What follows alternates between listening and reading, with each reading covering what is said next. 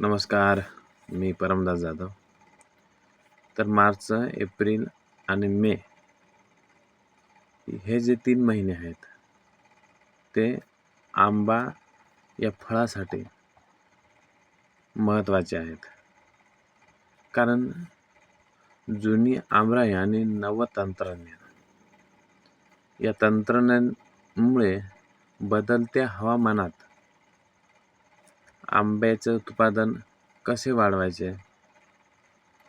तर उत्पन्न चांगले असले तरी आंबा पिकवणे सर्वात कठीण आहे.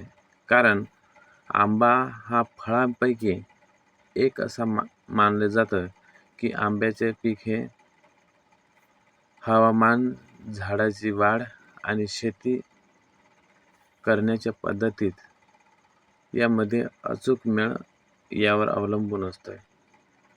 तर भारतासाठी हा एक मेळ साधणे खूप गरजेचं आहे. कारण भारत जगात सर्वाधिक आंबे पिकवणारा आणि विकणारा पण देश आहे. या दोन्ही गोष्टींमध्ये आहे. तर भारतात सर्वाधिक दरवर्षी 2.3 कोटी टन आंब्याचे उत्पादन होते, जे देशातील एकूण फळ उत्पादनाच्या साधारण 1/5मध्ये 20% आहे. तर गेल्या काही वर्षात अनेक शेतकऱ्यांसाठी आंब्याची शेती करणे अधिक कठीण झालेलं आहे. तर का कठीण झालेलं आहे? तर हवामान बदलामुळे आता ऋतूचा कोणताही नेम राहिलेला नाही. मोहर येणे, फळ लागणे आणि फळ ही काढणे आणि विकणे या सगळ्यांची वेळ दरवर्षी बदलत आहे.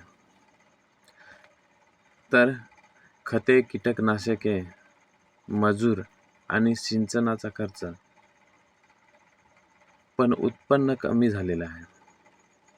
शेतकरी आंब्याच्या बागेवर जास्त पैसा खर्च करत आहेत, पण त्यातून मिळणारी कमाई मात्रही कमी झालेली आहे.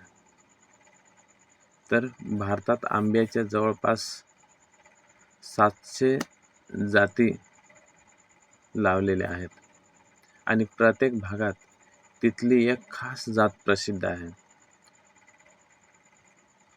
उदाहरणार्थ उत्तर भारतामध्ये दशेरी हा सर्वात सामान्य आहे. तर महाराष्ट्रात हापूसचे वर्चस्व आहे आणि बिहार आणि पश्चिम बंगालमध्ये लंगडा आणि मालदा या जातींच्या प्रामुख्याने ह्या जाती दिसतात. पण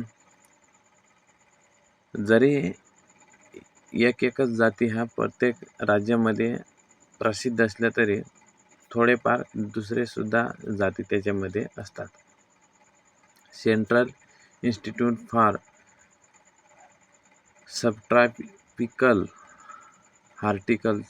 हॉर्टिकल्चर म्हणजे काय, ICAR मधील तंत्रज्ञान डॉक्टर हरिशंकर सिंह म्हणतात, हवामानाचा जो लहरीपणा आता नेहमीचाच झालेला आहे. आंबा शेतीवर मोठा ताण येत आहे. आंब्याचे पीक पूर्णपणे तापमानावर अवलंबून असते. गेल्या वर्षी मोहर लवकर आला. सोसाट्याच्या वाऱ्यांचा जो फळाच्या वाढीवर परिणाम झाला होता. तर फळे वेळी आधीच पिकली आणि त्यामुळे पिकांचे खूप मोठे नुकसान झाले. यावर्षी उत्तर भारतात दीर्घकाळ कमी तापमानामुळे मोहर यायला मोठी उशीर झाला. तर हवामान बदलाचा सामना करण्यासाठी तंत्रज्ञानाचा वापर हा कसा केला पाहिजे? तर शेतकऱ्यांना या संकटावर सावरण्यासाठी संशोधन आंब्याच्या अशा नवीन जाती विकसित करता यायला पाहिजे की ज्या तापमानातील मोठा बदल सहन करू शकतील, तसेच कीड आणि रोगांचा प्रतिकार करू शकतील. पण हे काम खूप हळूहळू चालले आहे. नवीन प्रकारच्या आंब्याचे कलम केल्यानंतर त्याला मोहर यायला 5 ते 10 वर्षे लागतात. यात आंब्याच्या ज्या झाडाचे एक वैशिष्ट्य त्रासदायक ठरते. तर एका झाडापासून तयार झालेलं दुसरं झाड त्याच्या मूळ झाडासारखे निघेल याची खात्री नसते. आणि आता जनुकीय शास्त्रज्ञामुळे हे काम वेगाने व्हायला मदत होते आहे. तर 2026 च्या या शास्त्रज्ञांनी आंब्याच्या जीनोम म्हणजेच आंब्याची जी संपूर्ण अनुवांशिक माहिती उलगडायला जाहीर केलेलं आहे. त्याचं हे काम मुख्यत्वे हापूस आंब्यावर होतोय.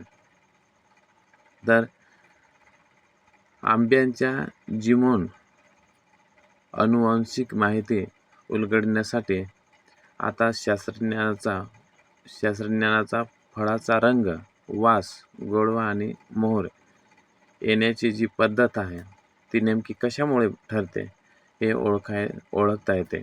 इतकंच नाही तर हवामानाचा जो बदल आहे आणि रोगांचा प्रतिकार करण्याची जी क्षमता आहे त्या कोणत्या झाडावर आहे हेही शास्त्रज्ञांना कळते.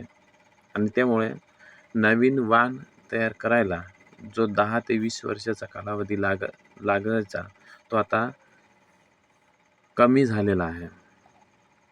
तर शेतकरी आता नवीन तंत्रज्ञान स्वीकारायला तयार आहेत. ज्यांच्या शेतात जुन्या बागेपेक्षा अधिक दाट पद्धतीने आंब्याची एक नवीन रंगीत जात लावलेली आहे. या रंगीत आंब्यांचा सर्वात मोठा फायदा म्हणजे ज्याला दरवर्षी फळ येतात. तर दशेरी किंवा लंगडा यासारख्या जुन्या जातींना अनेकदा 1 वर्ष अशा फळ येतात. तर शेती करण्याच्या आधुनिक पद्धतीचाही मोठा फायदा होतो. झाडांची योग्य वेळी छाटणी करणं, त्याचा विस्तार नीट सांभाळणं आणि काही विशिष्ट औषधांचा वापर करून झाडाची उंची आटोक्यात ठेवली जाते. आणि त्यामुळे मोहर लवकर येणे आणि सगळी फळं एकाच वेळी तयार होतात. तर त्यांची गुणवत्ता कशी सुधारली जाते तर ICAR देखील शेतकऱ्यांना असे नवीन प्रयोग करायला सांगते की यात एक साधा पण परिणामकारक उपाय म्हणजे बॅगिंग. यात फळ लहान असतानाच त्यावर हवा खेळती राहील असं संरक्षण कव्हर किंवा पिशवी जी असते चढवली जाते. तर या प्रक्रियेमुळे फळांभोवती एक पोषक वातावरण तयार होते आणि त्यामुळे कीड, रोग, बुरशी आणि कीड किंवा इतर काही जे कीटक आहेत यांच्यापासून आणि उन्हापासून फळाचा बचाव होतोय. तर त्याची संस्था गार्डनिंग नावाचा अजून एक तंत्र वापरण्याचा सल्ला देते. यात झाडांच्या निव्वळ फांदीवर एक गोल खाच पाडली जाते आणि त्यामुळे झाडाचा थोडा ताण बसतोय आणि झाड आपली सर्व शक्ती फांद्यांची वाढ करण्याऐवजी मोहर येण्यासाठी आणि फळ मोठं करण्यासाठी वापरतात. तर जुन्या आंब्याचेही पुनर्जीवन करता येते आणि त्यासाठी झाडांची उंची कमी करून ती साधारण 14 ते 18 फुटांपर्यंत ठेवली जाते. एकदा का झाडाचे पुनर्जीवन झाले की मग मोहर खूप मोठ्या प्रमाणात येतोय.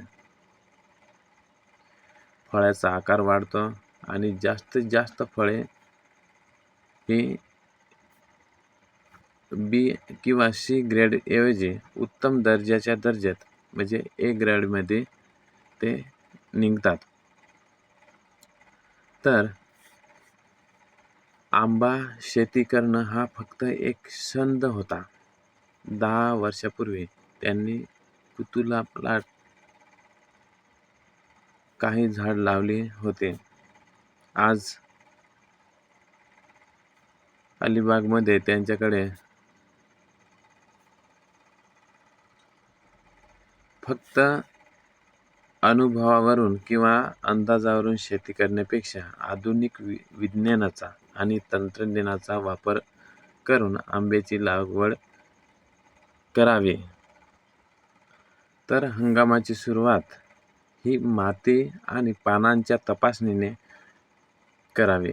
त्याशिवाय खत देणं म्हणजेच फक्त एक अंदाज लावण्यासारखंच आहे.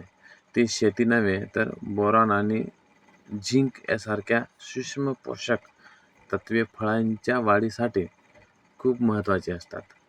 तर यामुळे त्यांच्याकडे दुर्लक्ष केलं की थेट त्याचा परिणाम हा उत्पादनावरती होत असतो. तापमान नियंत्रणात ठेवण्यासाठी ग्रीन हाऊस उभारण्यावर भर दिला पाहिजे. हा काळानुसार जर आपण असे आधुनिक बदल केले नाही तर आपलं मोठं नुकसान होऊ शकतंय.